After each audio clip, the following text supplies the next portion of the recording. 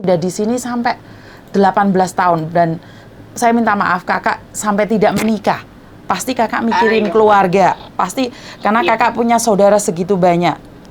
Jadi saya bangga karena sebagai seorang kakak dan seorang adik, Anda adalah orang hebat. Tapi sebagai manusia biasa, apakah kakak merasa tidak ingin ada yang menemani?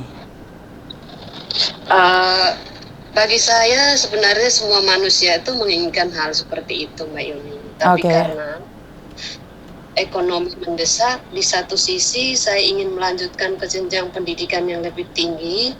Karena saya memiliki kakak sulung, ya, dia punya apa itu, Kak? status. Dia statusnya kakak sulung saya itu dia seorang PNS. Saya ingin melanjutkan pendidikan. Dengan alasan ditunda dulu karena menunggu adik cowok yang di belakang kamu itu lulus dulu baru kamu selama 2 tahun saya tunggu. Ternyata berita buruk yang saya dapatkan bahwa adik cowok itu dilanjutkan untuk di kuliah, saya ditunda. Nah, saya memilih daripada saya di kampung, ya, tidak ada pekerjaan, dan posisi saya satu orang, Mbak Yuni, saya tidak buat untuk yang namanya kena panas. Saya waktu itu saya tahu ada tenaga kerja datang ke kampung cari TKP untuk proses ke Malaysia. Saya berangkat dari kampung, saya terus terang sama pihak agensi, saya bawa uang 300.000 dari kampung saya sampai di provinsi, dari desa saya sampai ke provinsi. Setelah sampai di provinsi, uang 300 saya itu habis. Dari pihak Jakarta memanggil nama saya untuk ke Jakarta karena kita semua harus medikalnya di provinsi udah fit, kita ke Jakarta. Sampai dalam kapal laut, semua teman-teman saya makan mewah belanja. Saya hanya bisa melihat karena uang 300 sudah habis di provinsi. Tapi untuk sabun dan yang lain-lain saya sudah beli semua. Sampai Jakarta, PT yang dulu saya masuk pertama, PT Bina Karya Welastri, Jakarta Barat Kalideres. Saya dipercayakan untuk antar anak ke sana kemari, dikasih uang jajan 50.000, kadang 100.000. Saya buat belanja. Nunggu visa saya selama 1 tahun lebih di PT. Saya bertahan. Karena saya tunjukkan pada keluarga saya, mereka yang tadi tidak mengenal saya, di saat saya susah, saya ingin tunjukkan bahwa saya bisa. Nah, begitu setelah saya dapat kerjaan yang bagus, mereka semua, saya terus terang bukan saya menganggap keluarga saya bukan orang jahat, bukan. Tapi seperti itu, apa pepatah mengatakan, di saat kita susah nggak ada orang mau tahu, tapi di saat kita berduit, siapapun pasti kenal kita. Jangankan keluarga, orang lain pun pasti kenal kita. Pertanyaan saya, kenapa kakak lebih memilih sendiri sementara kakak sudah punya harta, kakak sudah punya semuanya. Saya tahu kakak sedikit kecewa karena adik disekolahkan, kakak suruh berhenti.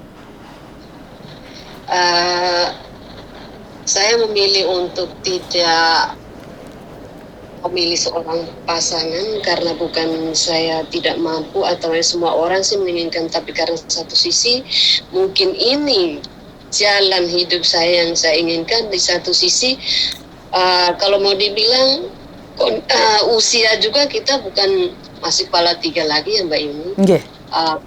Kalau kita memilih seorang pasangan sedangkan kitanya sudah terbiasa dengan kemandirian begini, secara tiba-tiba kita diatur sama seseorang dalam kehidupan kita, sepertinya kita berat menghadapi. Gitu. Bagi saya seperti itu, tapi saya tidak tahu bagi orang lain. Gitu. Jadi selama ini kakak sudah di Hong Kong 18 tahun, di Malaysia 2 tahun. Saya rasa kakak sudah berumur dan kakak sudah punya cukup rumah, uang, dan pasti kakak sudah punya semuanya. Kenapa tidak ada plan untuk pulang ke Indonesia, menikmatin hasil jerih payah walaupun tidak dapat long service dari majikan? Kalau mau rencana pulang sebenarnya bisa saja. Di satu sisi saya anak yatim piatu, bapak ibu nggak ada, keluarga ada. Cuman karena saya mungkin saat ini saya masih ingin menikmati keadaan di luar, ya saya juga belum bisa untuk memutuskan pulang.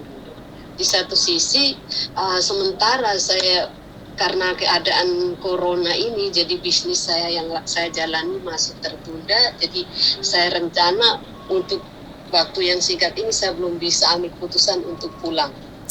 Tapi gini kakak, apakah saat kakak pulang itu sudah siap kapan begitu? Saya rasa untuk pulang di saat itu pun belum siap, Mbak Yuni. Lah, uang 18 tahun kemana aja kakak? Kalau uang sih ada, cuman sepertinya saya tidak terlalu betah tinggal di rumah gitu. Dilihat kondisinya. Berarti karena tidak terbiasa hidup di negara sendiri nih, berarti tidak terbiasa hidup di negara sendiri. Benar tidak? Iya, betul sekali. Memang sih kalau dibilang Hong Kong tidak seindah foto profil, tapi setiap manusia itu mempunyai jalan hidup dan rezeki itu sudah ditakdirkan sama Yang Kuasa. Betul, betul, betul. Jadi intinya kakak tetap bersyukur apapun keadaannya walaupun harus sendiri sampai saat ini. Pertanyaannya, selama kakak bekerja di sini, apakah kakak membuang terlalu banyak uang buat keluarga atau seadanya saja atau gimana? Kalau selama saya kerja di sini, saya membuang untuk kebutuhan keluarga di Indonesia sama sekali hanya untuk orang tua. Kalau untuk keluarga yang lain, sekedar saja jika saya ada kelebihan rezeki, saya kasih, itu pun nggak setiap bulan. Oh bagus, berarti kakak bisa memanage uang sendiri ya? Jadi tidak seperti anak-anak yang lain, semua uang dikirimkan sama saudara yang menikah, sama yang ini, sama yang itu. Jadi kakak punya plan sendiri atas diri kakak? Saya tidak. Saya punya ATM sendiri, malah saya tabung sendiri, nama saya sendiri. Oke, berarti apakah kakak punya utang bank? Saya tidak punya di sini, Mbak. Kenapa kakak tidak tergiur dengan utang bank?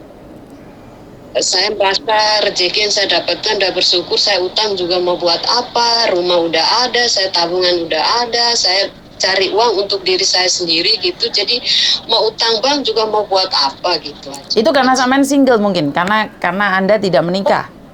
Tidak, bukan begitu. Okay. Saya punya prinsip.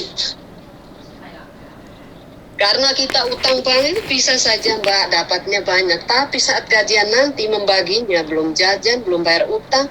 Oke, bagus. Itu saya punya prinsip. Bagus. Selama kerja di Hong Kong, pernah Kak merasa kecewa dengan keluarga yang ada di Indonesia? Saya kalau merasa kecewa sama keluarga yang di Indonesia, sebenarnya ya tadi awal poin itu aja yang saya karena yang satunya sekolah, tidak sekolah, selebihnya tidak ya kakak ya? Ya itu aja. Karena saya bersyukur sekali Tuhan memberkati keluargamu dan juga kesehatanmu. Karena gimana pun sampai saat ini saya rasa kakak banyak syukurnya. Amin, amin. Karena sampai sekarang pun keluarga tidak merepotkan, tidak minta ini, minta itu. Jadi saya saat ini adalah mencari orang-orang yang seperti ini kakak. Karena yang curhat sama saya itu semuanya tentang mengeluh. Jadi sebenarnya saya ingin mencari orang-orang yang punya poin bagus gitu loh. Jadi tidak semua yang bekerja di Hong Kong punya utang. Tidak semua orang yang bekerja di Hong Kong itu nakal. Jadi saya dapat poin dari kakak sendiri. Saya tahu pembelajaran yang bagus dari kakak adalah bersabar, bersyukur, dan berterima kasih atas keadaan. Benar nggak kakak? Ya, betul sekali Mbak. Itu aja doa dari saya. Tuhan memberkati.